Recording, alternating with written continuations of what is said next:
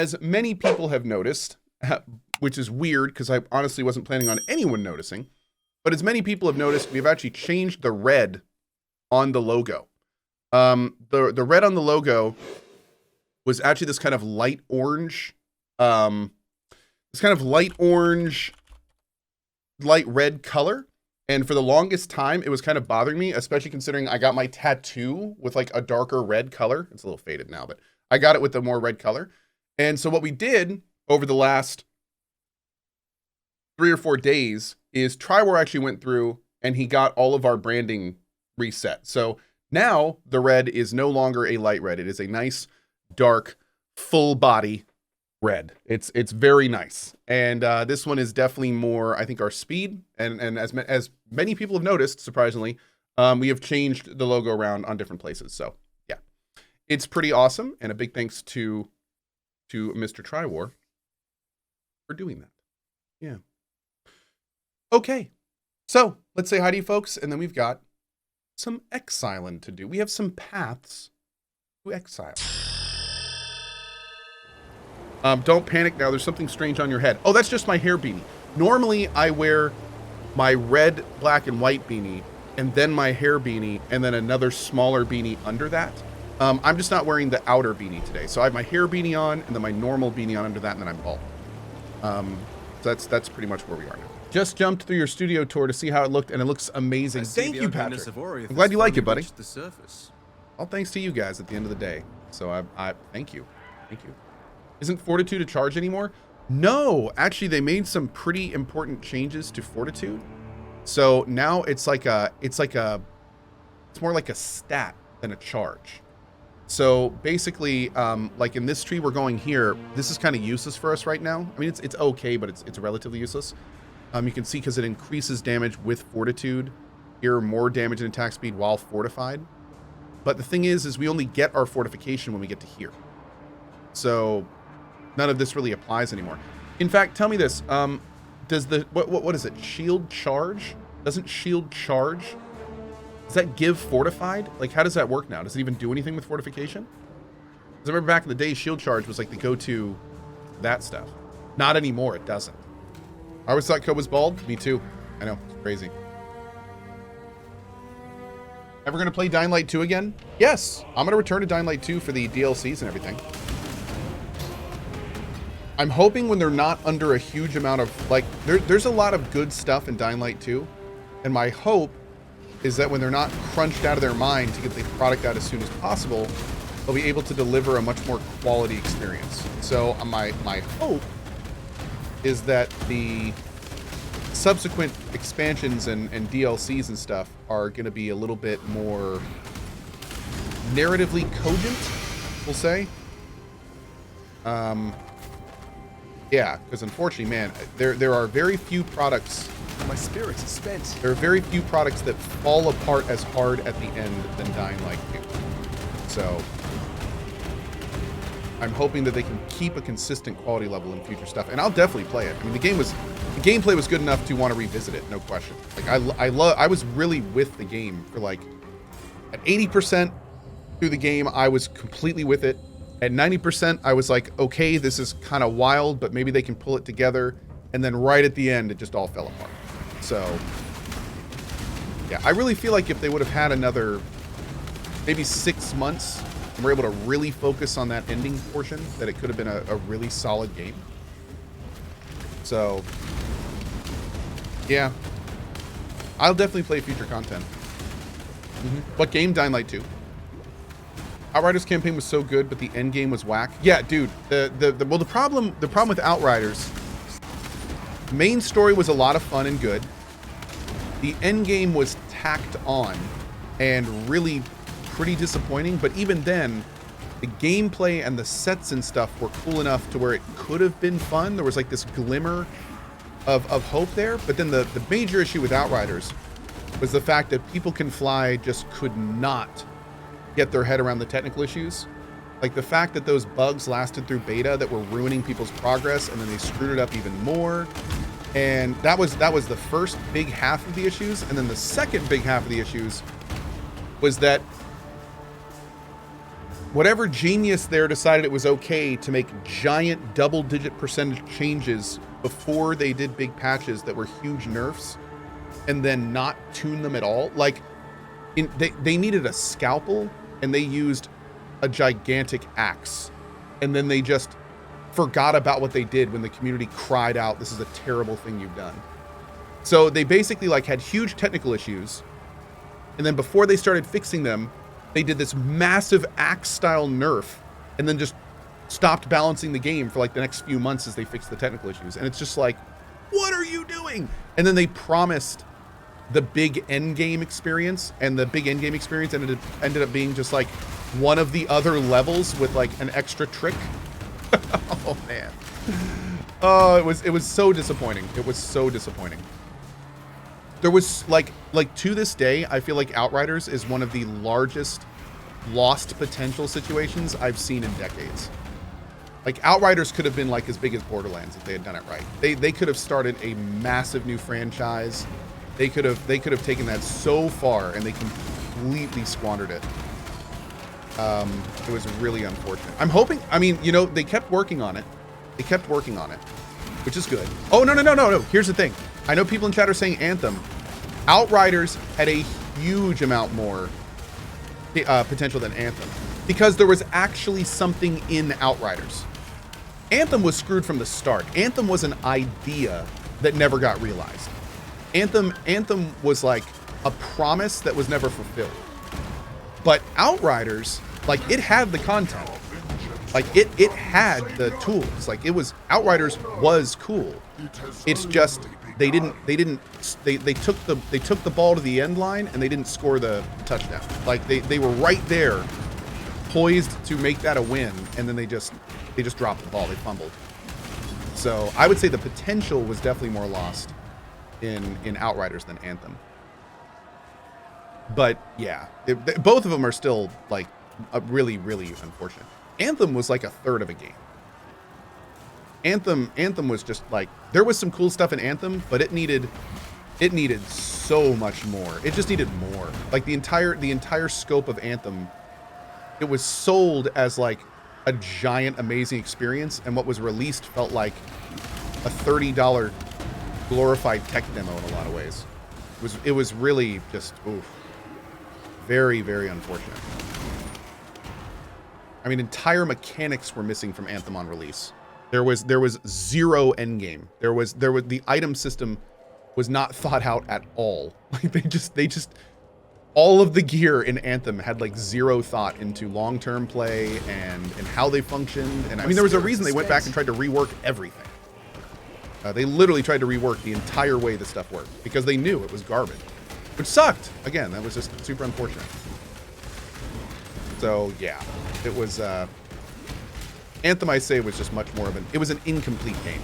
Anthem was an incomplete game, where Outriders was a fumble. Hey, any advice for someone starting out in PoE? Yeah, absolutely. Take it slow. The help panel is actually really good in this game. It has videos and explains everything you need to know about like how the mechanics work and everything. The best advice I can give about this game is understand that this game is absolutely huge, but you don't need to understand everything to have a good time. I feel like one of the biggest issues with this game is people look at it and they see like the skill tree, and they see that all these different mechanics that are happening and all these different bank tabs and stats, and they immediately go, I'm overwhelmed. I'm never going to be able to learn all this. I can't have fun. But the thing about this game is that you don't need to understand even half of it to have a good time in it. So, you know, if you take it slow and you just kind of take things as they come and realize that just play it like an ARPG and have a good time. Also, if you're a lore person, I highly suggest talking to everyone in town when you first get there. There is a lot of excellent, fully voice-acted lore in this game.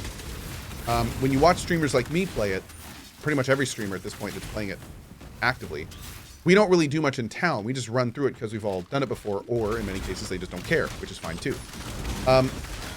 But if you're playing it for the first time and you like lore, there is a huge amount of very well voice-acted, awesome lore in this game. And it really helps kind of build out the world, and then when you play it moving forward in a faster fashion, it has a little bit more weight to it. So I would also recommend following a build guide for your first playthrough, just because it does get a little bit overwhelming. And if you follow a build guide your first time, you can at least have an idea about how things function. And then later, as you learn more about the game, you can do your own build if you want to. But I probably would go ahead and recommend using a build guide for the first time. Power. Just because it's a bit much. That being said, there are definitely builds that are more user-friendly, that only use like a few skills, like a movement skill and an attack skill. And I would definitely recommend looking for like a good arc builds are great. There's the Shield Crush build, I think, that's in the PoE build command. The Shield Crush build I've heard is a great starting build. Toxic Rain is a really good skill to start with.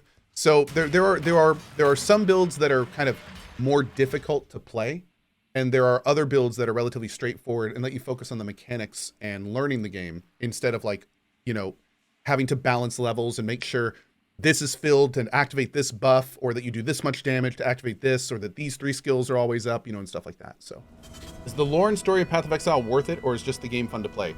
Both. The lore in this game is very developed, fully voice acted, and a lot of fun to do if you're into that kind of stuff. So if you want to play this game for the lore, I recommend the first time you play it, talk to all the NPCs, listen to what they have to say. They describe the levels, the people, the events, the items that you pick up in a lot of cases. It's really well constructed and it's really cool. Now you're never going to really see that on any streams because most of the time either the streamers don't care about it or they've already done it, and obviously it takes a lot of time to do every time. But the game is fun to play as well. So even if you're not interested in the lore at all, which, to be blunt, most of the top streamers are not really doing the lore anymore of the game, it's still a hugely fun game to play. In fact, I would argue many more people play the game for the gameplay than the lore. But the lore is great. I mean, it's honestly, the lore in this game is a lot higher quality, especially in terms of how fleshed out it is and the voice acting, than a lot of games that focus on lore. So yeah, it's pretty great. And again, I super recommend it. If you're into that stuff at all, when you do your first playthrough of the game, talk to all the NPCs, exhaust all their dialogue. It's pretty great. We did our first time, and it definitely added a lot to the game world. So I've talked about it briefly, but just so you guys so we're all on the same page. So basically what's going on is in the evenings, I hang out with my family. We do our thing. And then generally we eat dinner and we put the kids to bed. In the past, and for the last couple of years, that has involved taking my kid Kai, like, upstairs, putting on his PJs, you know, doing our normal bedtime routine. It takes a little bit to fall asleep. He's usually asleep by like 6:15, 6:30. I come downstairs and get on. However, Mr. Kai is getting older. And as Mr. Kai gets older, he is becoming more and more of what we call a 3 nature.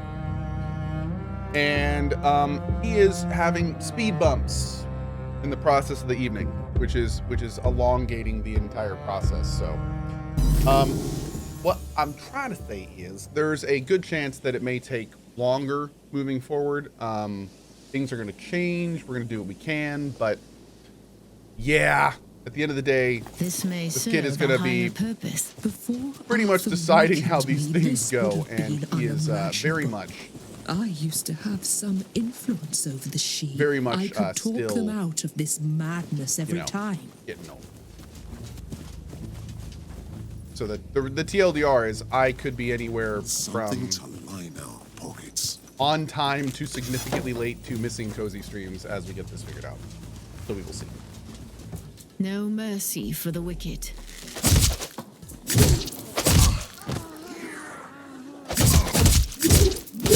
Oh, what in the absolute shit? Who attacked like 40 times?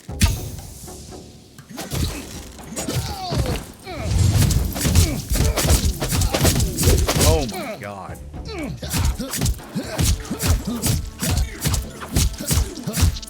I am still breathing. You can eat a hit. Fine.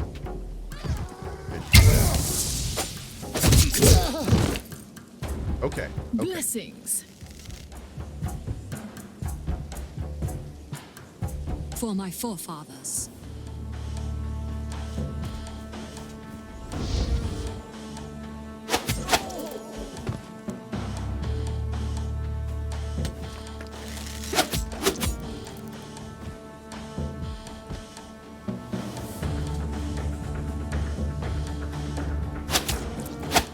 Okay.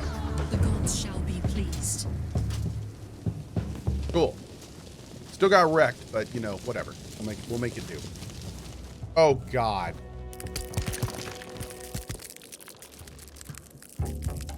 Sinners shall bleed.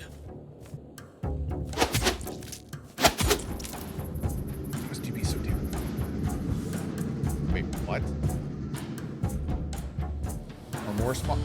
What is going on here?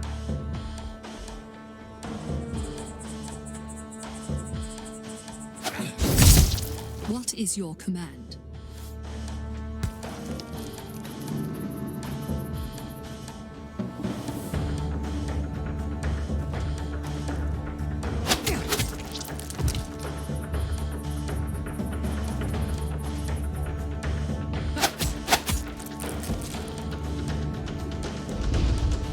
I'm incredibly For my suspect. Camelot. Thou shalt not shed blood in vain. Really? More trinkets. What was that? That was very strange. Okay. What is that? Watch out, lads. Wait. They are alive. Look. We don't want no trouble. We only came to loot the remains, but we didn't expect the walking corpses. You should fight the dead, not rob them. Looting is punishable by death. Really? Who says so? That's the law of Camelot now. Do I ever grow tired Oh, God. of killing? Just a small Ow. wound. And they get to Gods ow. take And they my get to go soul. first. Basket of roots. Do you need any wise words? At your service, my lord. I fight for honor. For my Camelot.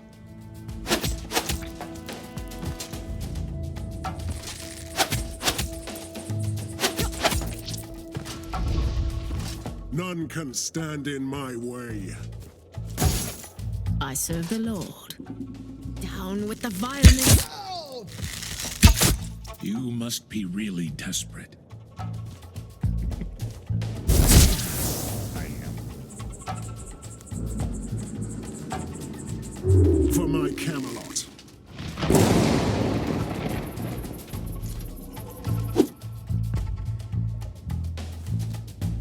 Your head is mine. Okay. None left standing. What a surprise. The Lord is my witness. Man, even if we gave a full turn. Defend yourself. God, even if we gave multiple full turns to taking that guy down, this guy's coming up for sure. Whatever.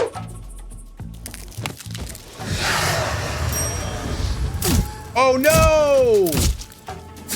God damn it!